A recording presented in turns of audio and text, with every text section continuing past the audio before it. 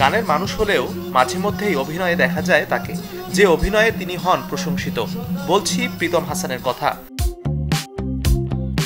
আসছে ভালোবাসা দিবসে মুক্তি পাবে প্রীতমের নতুন কাজ ঘুমপড়ি, যে ওয়েব ফিল্মটি পরিচালনা করেছেন তরুণ নির্মাতা জাহিদ প্রীতম। ভালো একটা গল্প পেতে যাচ্ছেন, অনেক ইমোশনাল একটা স্টোরি, এবং আমি আসলে তানজিন তিশা এবং পারশা তারা দুজনেই ফ্যান্টাস্টিক অভিনয় করেছেন। স্পেশালি তানজিন তিশা, সে তো অনেক, she is veteran here, so আমার জন্য খুবই সুবিধা হয়েছেন। পারশা নতুন, তার সাথেও কাজ করে খুব ভালো লেগেছে। বাট বড় জিনিস হচ্ছে এখানে Zahid Pritom, the director Ghumpori, he is a fantastic director.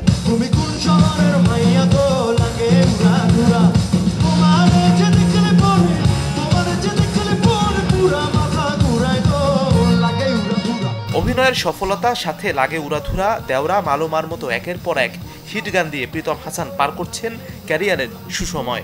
প্রশ্ন ছিল দর্শকদের এই ভালোবাসা, উচ্ছ্বাস আর উন্মাদনা কতটা উপভোগ করছেন তিনি। মানুষের দোয়া, ভালোবাসা, আমি আমার দিক থেকে সর্বোচ্চ চেষ্টা করি, এটাই, দ্যাটস ইট। বাট ভালোবাসায় আমি আসলে অনেক বেশি দায়িত্বটা বেড়ে যায়। আমি চেষ্টা করি বাংলাদেশকে যতটুকু সম্ভব গ্লোবালি তুলে ধরা, বাংলাদেশের গানটাকে, এটাই আর কি। 13 ফেব্রুয়ারি ওটিটি প্ল্যাটফর্মে মুক্তির অপেক্ষায় থাকা ভালোবাসার গল্পে নির্মিত ঘুমপড়িতে প্রীতমের বিপরীতে অভিনয় করেছেন তানজিন তিশা। মাজহারুল ইসলাম তামিম, চ্যানেল 24।